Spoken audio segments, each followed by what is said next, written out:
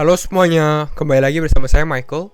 Di video kali ini kita akan coba update keadaan market kripto. Nanti kita lihat berita-berita terbaru dan mungkin nanti kita bahas analisa teknikalnya juga gitu ya. Jadi kalau misalnya teman-teman suka video ini, mungkin bisa share videonya, like ataupun subscribe ya. Thank you semuanya untuk supportnya. Sekarang kita akan masuk aja ke pembahasan dulu gitu ya. Kita coba update keadaan market kripto. Untuk hari ini, Bitcoin memang mengalami penurunan sekitar 5,8%. Rata-rata market kripto mengalami koreksi gitu ya, 4,5% secara keseluruhan. Beberapa altcoin mengalami penurunan tapi nggak terlalu dalam sih. Kita lihat Ethereum hanya turun sekitar 3%, lebih kecil daripada Bitcoin ya.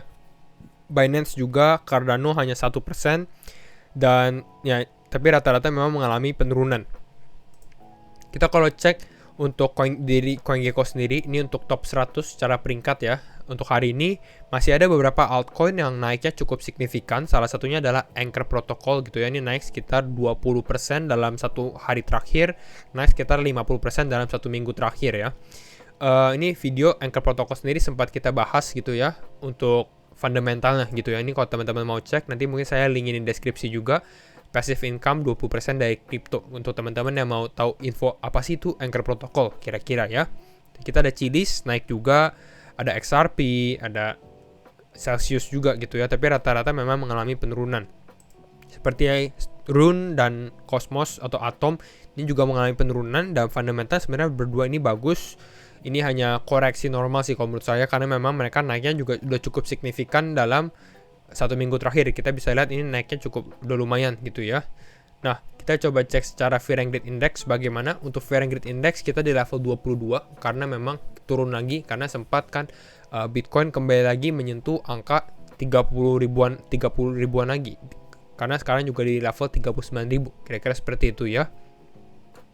Ada berita apa? Nah, ini berita masih berhubungan dengan Luna karena memang lagi hot juga nih Luna. Ini dari si Remy Tetot ya. We are burning this 5 million Luna.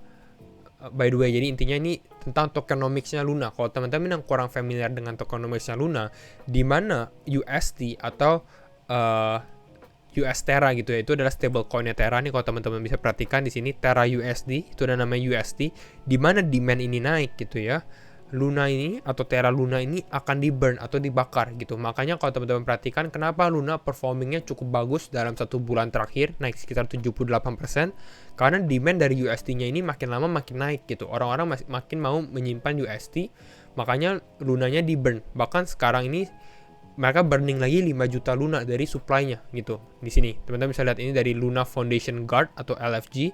Dia bilang di meeting LFG sendiri, the council voted to swap 5 million Luna from the LFG treasury to USD gitu. Jadi mereka akan swapping 5 juta Lunanya ini masuk ke dalam USD. Kira-kira itu untuk memperbanyak supply dari Terra USD-nya sendiri. Makanya ini yang membuat Terra Luna sendiri cukup bullish gitu. Dan kalau teman-teman tanya prediksi saya, personally saya lihat ini Terra Luna sebenarnya bisa masuk ke dalam kategori top 5. Mungkin di tahun ini justru bisa juga sih gitu untuk naik ke top 5 dengan fundamental yang kuat, dengan tokenomics yang bisa dibilang paling kuat juga sih kalau untuk sekarang ya di market crypto gitu ya. Tapi bukan financial advice juga, teman-teman harus do your own research juga ya. Kira-kira itu. Lalu kita lihat juga berita ini dari isu konflik Rusia dan Ukraina juga. Ini juga ada berita di mana centralized exchange refuse blanket asset freeze. Jadi intinya mereka ini centralized exchange kan mereka mempunyai kewajiban untuk memenuhi peraturan-peraturan atau regulasi-regulasi yang ada dari pemerintah gitu ya. Jadi pada saat kalau misalnya pemerintah atau Amerika misalnya bilang, oh setiap masyarakat Rusia ini account exchange-nya harus di-freeze juga gitu. Karena kalau teman-teman perhatikan memang banyak sekali sanksi-sanksi yang dirasakan oleh masyarakat Rusia maupun perusahaan juga gitu ya. Bahkan dari bank sendiri, mungkin kita belum update beritanya ya, tapi ya sudah ada banyak berita di mana mungkin withdrawal limit atau teman-teman kalau misalnya mau tarik dana dari bank itu sudah ada limitnya sendiri gitu ya. Jadi nggak bisa langsung tarik semuanya, dan masih banyak lagi gitu. Dan ini kira-kira seperti ini, walaupun peraturan untuk centralized exchange banning all Russian user atau nge-ban seluruh user-user dari Rusia ini belum pasti gitu ya, tapi ada rumor akan datang gitu ya dengan adanya isu konflik yang bisa dibilang sampai sekarang masih berjalan. gitu ya. Untuk dari beberapa CEO, sebenarnya kalau kita lihat dari centralized exchange punya CEO, misalnya Binance, Coinbase, Kraken, ini ada listnya sih. Teman-teman bisa lihat dari sini, dari CoinMarketCap, buka exchanges gitu ya. Di sini ada Binance, Coinbase, FTX, Kraken. Ini adalah top exchanges atau centralized exchange di market crypto. Nah, sedikit review, mungkin teman-teman agak sedikit bingung, apalagi yang baru masuk crypto juga, apa sih bedanya centralized exchange dan decentralized exchange gitu. Makanya kalau teman-teman familiar tuh ada namanya CEX, yang ini CEX gitu, CEX. Dan ada juga yang namanya DEX. DEX ini adalah decentralized exchange. Nah, centralized exchange ini identik dengan kalau teman-teman mau bikin account-nya, mungkin teman-teman bisa tinggal download aplikasinya gitu ya di handphone, daftar, pakai email, pakai account, lalu ada registrasi juga dan ada verification untuk identitasnya gitu ya. Ada misalnya foto identitas. Nah, itu yang dinamakan proses dengan KYC atau know your customer. Hampir semua centralized exchange itu ada, maupun yang internasional seperti ini maupun yang lokal seperti mungkin Indodax, Toko Kripto, Pintu, Peluang dan lain-lain gitu. Pasti mereka harus ada proses untuk KYC. Nah, itu perbedaannya dengan decentralized exchange. Kalau untuk decentralized exchange, karena dinamakan juga decentralized gitu ya.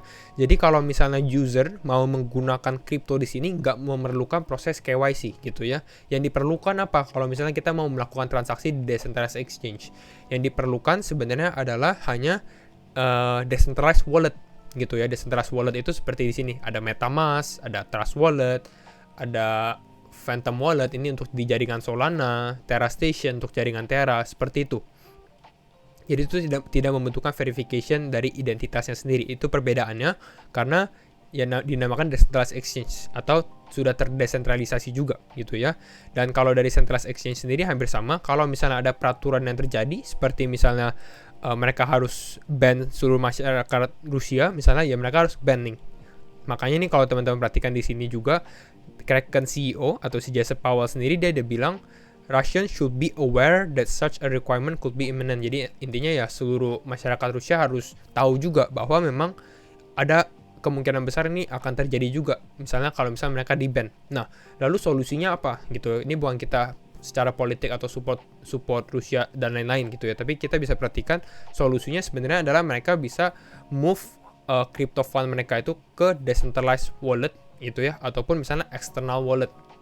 Makanya juga ada yang dinamakan kalau di crypto ada yang namanya ledger ataupun external wallet. Ini adalah bisa dinamakan cold wallet gitu. Ini lebih karena untuk teman-teman yang mau invest juga dan lebih aman juga untuk taruh di sini gitu ya. Ini bentuknya hampir sama seperti USB gitu. Teman-teman kalau mau beli bisa cek di official store-nya juga gitu ya. Ini bukan sponsorship. Jadi kira-kira seperti itu overview bedanya dari centralized exchange dan decentralized exchange gitu ya. Dan intinya juga sebenarnya untuk dari beberapa CEO dari centralized exchange misalnya seperti Coinbase dan Kraken maupun si Binance, intinya kalau misalnya diharuskan regulasi-regulasi yang ada ya mereka mungkin akan kemungkinan besar akan mentaati juga ya, harus di-ban ya mereka akan di-ban juga. Tapi mereka encourage untuk orang-orang mungkin transfer crypto holding mereka ke external hardware wallet seperti ini ataupun ke decentralized wallet seperti MetaMask ataupun yang lainnya. Kira-kira seperti itu ya.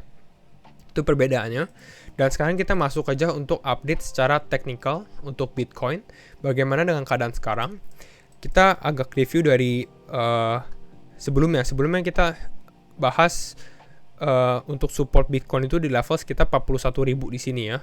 Dan memang awalnya saya rasa juga ini kemungkinan besar ada potensi ini untuk tertahan gitu ya. Kenapa? Karena memang di level 41.000 ini bisa dibilang cukup kuat supportnya. Ini kalau teman-teman perhatikan 1, 2, 3, 4 misalnya kalau kemarin bisa tertahan, tapi ternyata ini mengalami penurunan bahkan breakdown dari support tersebut gitu. Lalu bagaimana? Kalau untuk sekarang sebenarnya masih belum terlalu worrying atau belum ada red flag juga. Kenapa? Karena saya masih melihat memang ada potensi untuk yang dinamakan Bitcoin ini untuk retest kembali ke bagian ini, line yang kita buat sebelumnya juga di video sebelumnya ya, di sini ya. Satu, ini mungkin kita ganti warna. Mana ya? Nah, di sini satu kali kita tes, di sini kita tes di sini, 2 kali di sini. Jadi kalau untuk sekarang mungkin kalau misalnya Bitcoin ternyata mengalami penurunan bahkan sampai ke sekitar 38 ribuan gitu ya, ini teman-teman nggak usah shock karena memang masih di dalam potensi untuk testing doang, testing trendline sebelumnya gitu ya. Sebelumnya kita 2 kali testing gitu. Nah, yang akan sedikit lebih worrying adalah ketika support dari di bawah ini, kalau ternyata Bitcoin ini jebol support ini gitu. Nah, ini udah cukup parah gitu ya. Dan kalau untuk sekarang, kalau kita lihat lagi di sini, memang sebenarnya ini persis dia dropnya juga di sekitar level support yang sempat kita buat dari beberapa bulan yang lalu malah, atau beberapa minggu yang lalu gitu ya, di support sekitar level 38 ribuan. Jadi bisa dibilang masih tertahan sedikit gitu ya. Nah, tapi kalau misalnya dengan keadaan seperti ini, mungkin kemungkinan untuk Bitcoin kembali naik ke atas atau bahkan break 46 ribu agak sedikit susah juga, karena kita bisa memperhatikan kalau untuk kita butuh pumping lagi ya, ini kenaikannya harus sekitar berapa persen nih?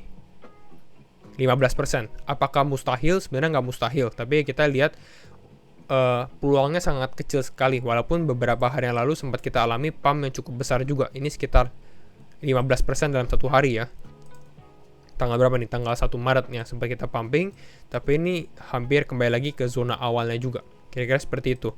Nah, lalu apa yang saya lakukan untuk sekarang? Kembali lagi teman-teman harus disclaimer on juga and do your own research.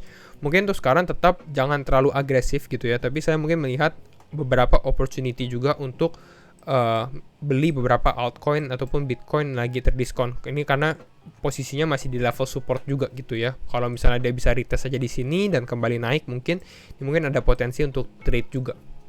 Tapi tetap jangan agresif, dan please lakukan risk management dan money management juga gitu ya. Jadi jangan terlalu agresif dengan keadaan market crypto sekarang.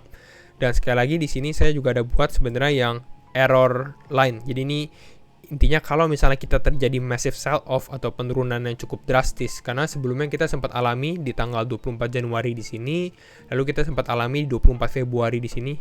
Ini 24 Januari terjadi, di sini 24 Februari terjadi, apakah nanti di sini 24 Maret gitu ya. Tapi ini hanya sebuah teori sih, belum tentu terjadi juga gitu ya untuk penurunannya. Tapi kira-kira ini adalah error line kita di sini gitu ya. Jadi kalau misalnya terjadi ada massive sell off. Jadi itu untuk keadaan sekarang, dan saya masih lihat mungkin potensi untuk Bitcoin hit di sini, mungkin ada potensi rebound.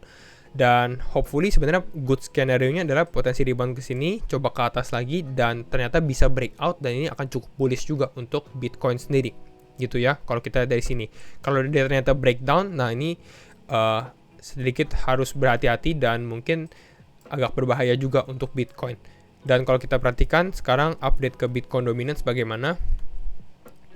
Untuk Bitcoin dominance sebenarnya untuk sekarang ini kita mengalami penurunan dalam beberapa hari terakhir ya. Tapi penurunannya ini hanya retest sementara, dan saya rasa kalau dengan isu konflik yang ini dengan Rusia dan Ukraina juga, apalagi mereka mulai memakai kripto, terlebih lagi sebenarnya kalau mereka mulai memakai kripto, biasanya kalau misalnya orang-orang yang baru masuk market kripto, pasti yang akan mereka dengar adalah Bitcoin gitu ya, Bitcoin ataupun Ethereum yang paling besar gitu ya, yang paling aman. Jadi makanya saya lihat kalau misalnya market crypto bisa recover, ini kemungkinan besar Bitcoinnya juga kenaikannya akan cukup tinggi juga. Berarti kalau misalnya Bitcoin naiknya cukup tinggi, kemungkinan juga Bitcoin dominance-nya bisa spike up lagi atau naik lagi. Jadi kalau teman-teman tanya mungkin apakah altcoin season bisa terjadi, ya tetap bisa, tapi ya tidak dalam waktu dekat sepertinya kalau kita perhatikan dari keadaan market crypto sekarang gitu. Karena mungkin ini potensinya malah hanya turun sebentar gitu ya, lalu kembali naik lagi untuk Bitcoin dominance-nya. Tapi ini hanyalah sebuah analisa juga.